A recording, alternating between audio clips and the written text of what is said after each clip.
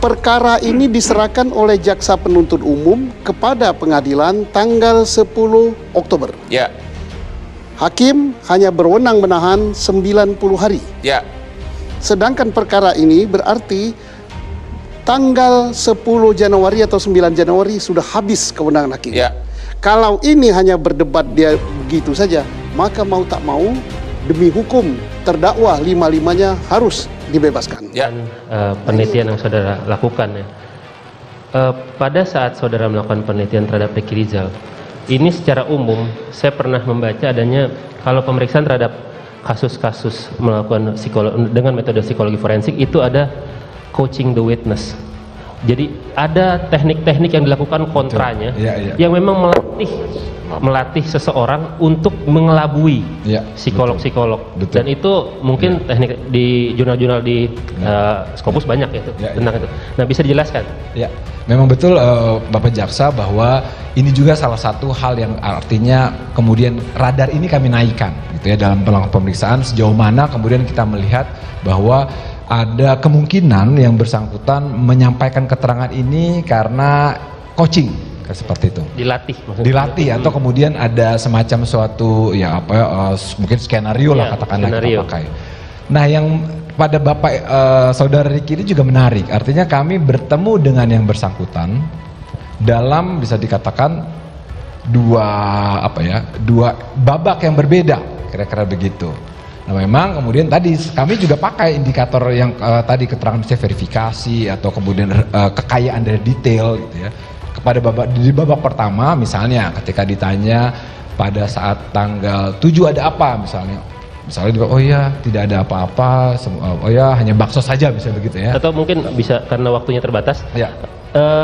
Ada probabilitas nggak bahwa ada dilatih atau di coach Ricky Rizal dan juga beberapa saksi-saksi lainnya untuk menyampaikan keterangan yang seragam? Iya.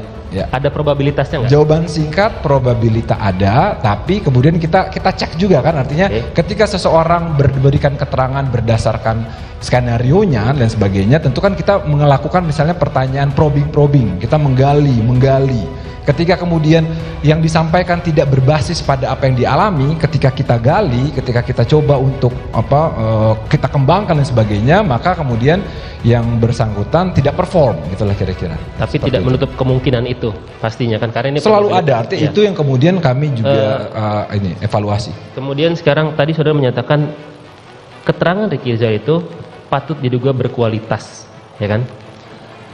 Ada gradasinya tidak untuk menilai bahwa ini tingkatannya apa sih? Kalau kami kan ini salah, ini benar, ini setengah benar, ini salah. Nah, masuk dalam kategori apa nih patut diduga berkualitas? Apakah ada lagi kualitas di atas itu atau di bawah itu?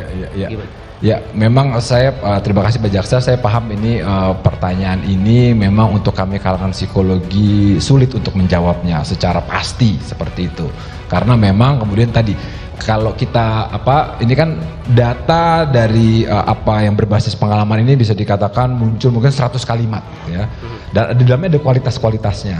Nah, ketika mungkin kita coba mengkuantifikasi ada berapa detail informasi, katakanlah ada 100 detail informasi. Lalu kemudian cut off-nya atau batasannya di mana? Ketika tadi seseorang ngomong 40 dari 60 atau 80 dari 100 seperti itu. Nah, ini sesuatu hal yang juga tidak mudah dan memang ada upaya misalnya untuk riset dilakukan untuk melihat kredibilitas dari keterangan berbasis yang verbal gitu ya. Atau mungkin bahasa simpelnya ada kalimat lain nggak yang bisa saudara ahli kemukakan untuk menilai bahwa keterangan ini 100% benar atau ini sangat berkualitas? Kalau ini kan patut diduga berkualitas. Ada keterangan lain nggak atau bahasa lain nggak yang bisa saudara kemukakan untuk kategori di atas itu? Iya. Kalau tidak ada katakan tidak. Iya. Tidak ada Pak. Memang psikologi artinya kita tidak sulit. Ini bahasa umum 100% ya. Bukan 100% maksudnya.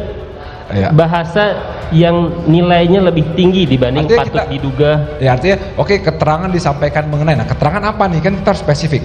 Keterangan tentang adanya suatu peristiwa bla yang spesifik itu.